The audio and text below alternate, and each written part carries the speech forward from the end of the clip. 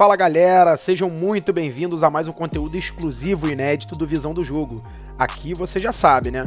A visão vai muito além das 4 linhas. Antes de qualquer coisa, a gente já pede, né? Se inscreve aqui no canal, ativa o sininho e deixa seu like. Não custa nada e ajuda bastante no crescimento e na relevância do nosso conteúdo.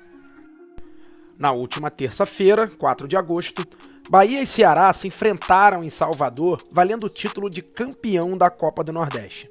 Apesar da pandemia e do calendário pra lá de confuso em 2020, o torneio foi mais um sucesso de renda e de engajamento nas redes sociais.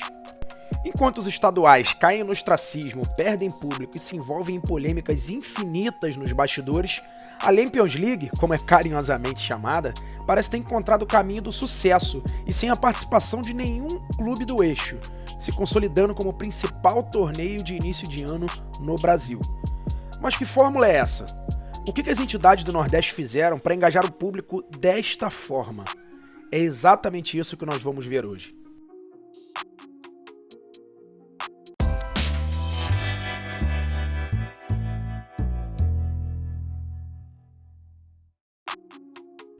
O primeiro torneio da história realizado entre clubes exclusivamente do Nordeste foi em 1946, mas somente em 1994 que aconteceu o primeiro campeonato reconhecido pela CBF como Copa do Nordeste.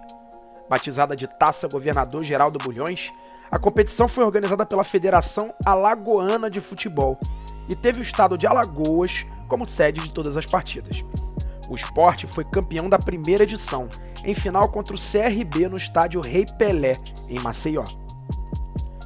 Em 1997, a Copa do Nordeste passou a ser organizada pela CBF, assegurando ao campeão uma vaga à Copa Conmebol daquele ano. Já naquela época, o torneio dava sinais de sucesso, ainda que fosse preterido pela mídia tradicional por outros campeonatos do eixo, como o Rio-São Paulo e a Copa Sul-Minas. Mesmo com o aumento da relevância no cenário nacional, a Copa do Nordeste foi cancelada em 2004 pela CBF, alegando falta de datas no calendário. O campeonato só voltou a ser disputado em 2010, mas foi em 2013 que houve a grande virada de chave.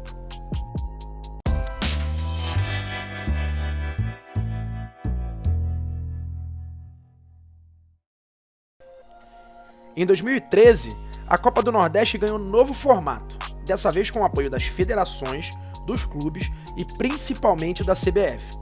Sob o aval dessas entidades, foi criada uma liga independente que negociou os direitos de transmissão com o esporte interativo.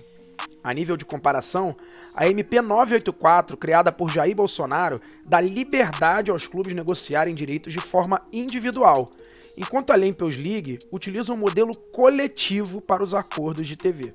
Vale lembrar que a MP também não impede os clubes de negociarem coletivamente.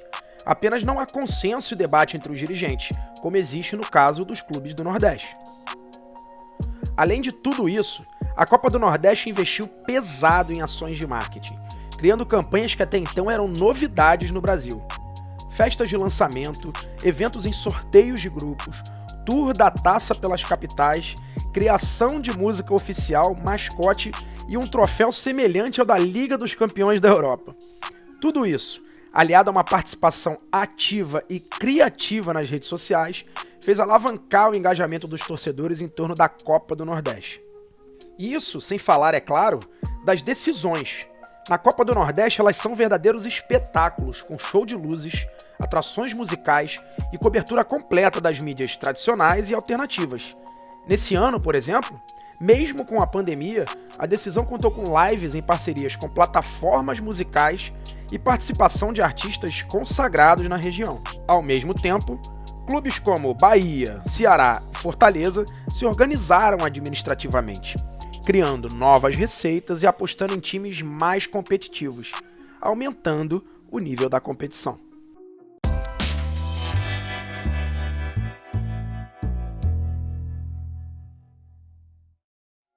Como já falamos anteriormente, a Champions League também é um sucesso no que diz respeito às transmissões das partidas.